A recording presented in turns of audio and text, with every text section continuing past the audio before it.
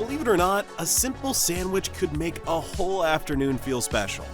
It's sad to find that some of our favorite sandwiches have quietly slipped from our plates, replaced by trendy new flavors. Join us in this video as we discuss 20 sandwiches that have disappeared from the family table. Number 1. Liverwurst and onion sandwich. If you travel back to the early 20th century, you'll find that liverwurst and onion sandwiches were a regular on family tables, especially during times of economic hardship. Liverwurst, a type of sausage made from pork liver, was affordable and readily available, making it a popular choice for households looking to stretch their grocery budget. The sandwich packed a punch. The liverwurst had a rich, creamy texture and a bold, slightly metallic flavor.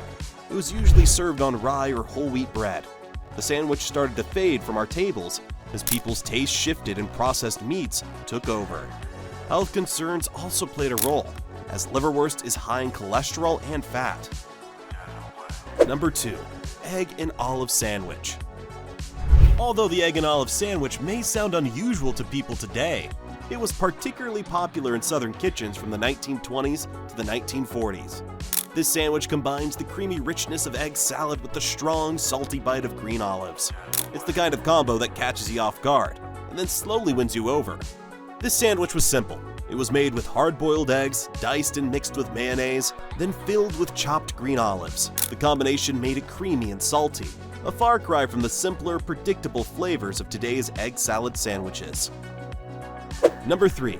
Tongue sandwich. The tongue sandwich was once a favorite lunch choice for those who valued rich and traditional flavors. It was made with beef tongue, an ingredient considered both economical and flavorful.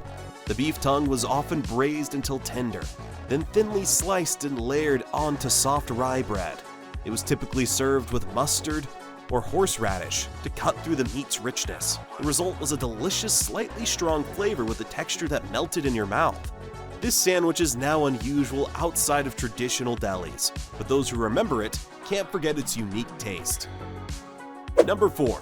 Mock chicken sandwich. Despite its name, the mock chicken sandwich wasn't really a vegetarian option. It was an inventive substitute during times when chicken was harder to come by. The mock chicken was often made from veal or pork, mixed with spices and seasonings to mimic the flavor of chicken. The mock chicken mixture involved finely ground veal or pork blended with spices like sage, pepper, and a hint of garlic. This seasoned filling was spread on bread, sometimes with lettuce or mayonnaise, making a sandwich that was both affordable and satisfying. The sandwich rose in popularity during wartime, when people had to stretch their meat supply, but its appeal declined as post-war prosperity made real chicken more attainable. Number 5. Cream cheese and jelly sandwich. Long before peanut butter and jelly stole the spotlight, the cream cheese and jelly sandwich was everyone's favorite, especially for children's lunches in the 1950s and 60s. This sandwich combined smooth, spreadable cream cheese with a layer of sweet jelly, creating a delicious contrast of creamy and fruity flavors. To make this sandwich, spread a thick layer of cream cheese on one slice of bread, add a generous dollop of jelly on the other, and press them together. Grape jelly was common at the time, but some families would often switch it up with strawberry or apricot, depending on what was in the pantry. As peanut butter became popular, it took over as the go-to for school lunches, and the cream cheese and jelly combination gradually disappeared. Number 6. Spam sandwich. During World War II, Spam became a household name, thanks to its long shelf life and accessibility. The Spam sandwich was born out of necessity, but quickly found its place on family tables as a budget-friendly and versatile option. For the traditional Spam sandwich, the meat would be sliced, pan-fried to bring out a bit of crispiness, and served on white bread with lettuce and a swipe of mayo. The salty, savory flavor of Spam, combined with the fresh crunch of lettuce and the creaminess of mayo, made the sandwich surprisingly satisfying. As fresh meat became more accessible and affordable, Spam slowly disappeared from our dining tables. It's still served in some parts of Hawaii today. Number 7. Pimento cheese sandwich. Known affectionately as the pate of the South, the pimento cheese sandwich was a favorite in the southern United States during the 1950s. This creamy, strong spread was often homemade, using a blend of shredded cheese, mayo, and pimento peppers, and then spread generously on soft white bread. Pimento cheese has a distinct tangy richness thanks to the sharpness of cheddar cheese balanced by the sweetness of pimento peppers. Sometimes a dash of hot sauce or paprika was added for extra flavor. The result was a spread that was creamy, cheesy, and just a bit spicy, making for an addictive combination. Though it's still a regional favorite in the South, pimento cheese sandwiches have largely faded from mainstream lunch tables. Changing tastes and the rise of more international flavors led to its decline outside of the South. Number 8. Peanut butter, banana, and mayo sandwich. This combination might sound strange, but it was a favorite of Elvis Presley himself. It was a fitting treat for those who enjoyed a mix of flavors in one bite. To make this sandwich, smooth peanut butter was spread on one slice of bread, mayonnaise on the other, and the slices of ripe banana were added before the sandwich was pressed together. The bananas brought sweetness, the peanut butter added a nutty richness, and the mayo brought a slightly salty taste. It was truly a surprising delight for anyone willing to try it. Number 9. Chipped beef sandwich. For many families, the chipped beef sandwich was affordable comfort food that could be made in minutes. It consisted of dried beef and a creamy white sauce, served over toast or bread. It was especially popular in the 1930s and 40s. The chipped beef was thinly sliced, heavily salted, and dried to preserve it. It would be rehydrated by cooking in a cream sauce made from flour, butter, and milk, creating a rich mixture. The sauce then would be poured over toast for a meal that was both filling and budget-friendly. With its high sodium content and simple ingredients, chipped beef fell out of favor as people became more health-conscious. It's still remembered fondly by those who enjoyed it as a child, but now it's more of a nostalgic memory than a regular menu item. Number 10. Sardine and mustard sandwich. During the Great Depression, families had to get creative with their meals, and the sardine and mustard sandwich was one such creation. It was packed with protein and omega-3s. Sardines were an affordable, nutritious choice, and pairing them with mustard gave the sandwich a strong kick. For this sandwich, sardines were usually mashed with a fork and spread on slices of rye or whole wheat bread. A smear of mustard, sometimes mixed with mayonnaise for a milder flavor, gave the sandwich an extra zing. As more Americans began to shy away from fishy flavors, the sardine and mustard sandwich lost its place on family menus. Nowadays, sardines are making a minor comeback as a health food, but it'll be difficult to find this particular sandwich combination on a menu. Number 11. Fried bologna sandwich. The fried bologna sandwich was a simple yet satisfying sandwich of the 1970s and 80s. With just a few ingredients, it turned an ordinary slice of bologna into a crispy, delicious treat. The bologna was pan-fried until the edges turned golden and crisp, curling up in the heat. It was often topped with mustard or a slice of American cheese and served on soft white bread. This sandwich had a slightly salty and smoky flavor that felt like comfort on a plate. Number 12. Sloppy Joe sandwich. The Sloppy Joe sandwich was a messy, flavorful favorite among kids and adults. This sandwich was known for its tomatoey and saucy ground beef filling. It was easy to make in large batches and perfect for family dinners or school cafeteria lunches. It was made with browned up ground beef, mixed with a sweet savory sauce made from ketchup, Worcestershire sauce, and a bit of mustard, creating a thick, strong filling. This mixture was then scooped onto a soft hamburger bun, resulting in a deliciously messy meal that required plenty of napkins. Number 13. Ham salad sandwich. Ham salad was the perfect combination of diced ham with pickles, celery, and mayonnaise. The ham salad sandwich was a regular at potlucks, church gatherings, and local diners, giving people a strong, slightly crunchy bite. To make this sandwich, finely diced or minced ham would be mixed with mayonnaise, a touch of mustard, and chopped pickles or relish. Sometimes a bit of celery or onion was added for an extra crunch, creating a spread that was both creamy and savory. It was usually served on white or whole wheat bread.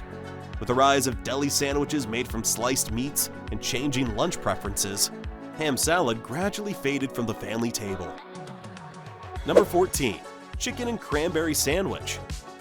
Long before Thanksgiving leftovers became a post-holiday tradition, the chicken and cranberry sandwich brought a touch of holiday flavor to the everyday menu. This sandwich featured cold roast chicken or turkey paired with cranberry sauce, creating a combination that felt both comforting and a little indulgent. The sandwich was made with cold roast chicken or turkey, which was sliced and layered onto bread and topped with a dollop of cranberry sauce for a slightly sweet, tart contrast. Some versions included a smear of mayonnaise or cream cheese to balance the flavors. While loved by many, this sandwich seemed to fit for a season and eventually became more of a post-Thanksgiving leftover option than a regular sandwich. Number 15. Deviled ham sandwich. Canned deviled ham, with its rich, spicy flavor, made its mark in the 1970s thanks to brands like Underwood, which popularized this easy-to-use spread. The deviled ham sandwich was a quick, ready-made option for busy families. The canned deviled ham was usually spread directly onto bread or mixed with mayonnaise for a creamier texture. With a hint of pepper and spices, it had a slightly spicy taste. It was usually paired with pickles or lettuce.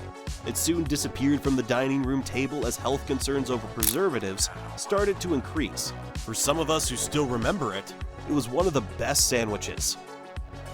Number 16. Turkey and stuffing sandwich.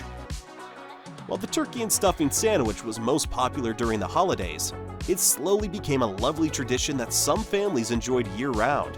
This sandwich featured slices of roasted turkey, a generous scoop of stuffing, and often a dab of cranberry sauce, all pressed between slices of soft bread. Sometimes the gravy was drizzled over the filling with an extra hit of savory goodness. The result was a mouth-watering blend of rich, herby, and slightly sweet flavors. As people began to diversify their holiday leftovers, the turkey and stuffing sandwich became more of a seasonal treat. However, for those who love the taste of Thanksgiving, this sandwich remains a nostalgic favorite. Number 17. Pizza sub sandwich.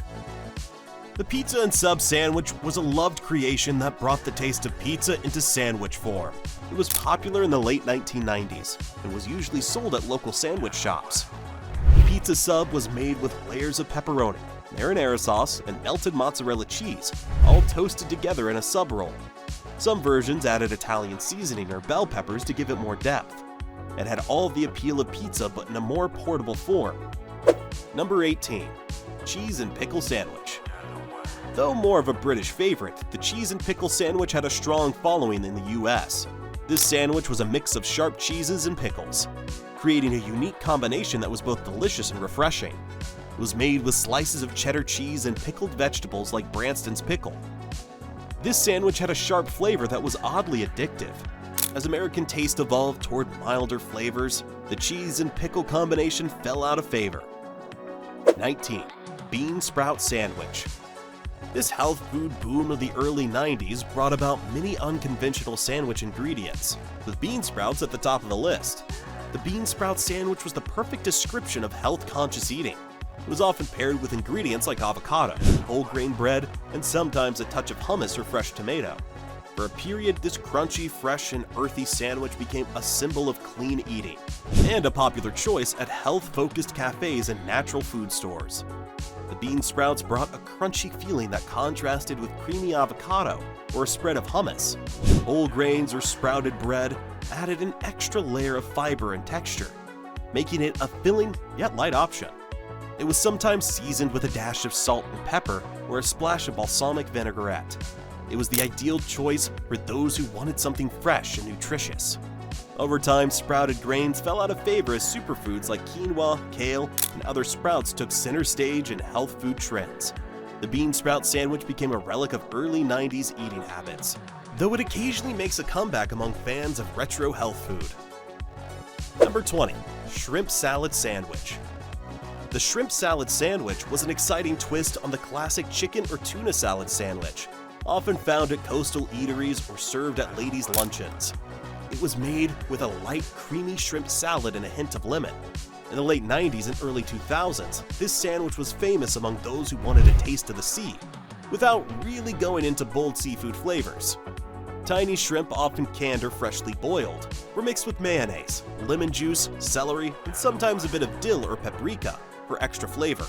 The sandwich was served on soft rolls or crusty baguettes, and the shrimp salad was light yet flavorful, with a creamy texture and a hint of citrus. With the rising cost of seafood and growing interest in better proteins, the shrimp salad sandwich became a rare menu item. Today it's mostly seen as a luxury sandwich option at coastal cafes. Which of these sandwiches would you love to try today? Let us know in the comments section below. Don't forget to like, subscribe, and stay tuned for more awesome videos. See you next time!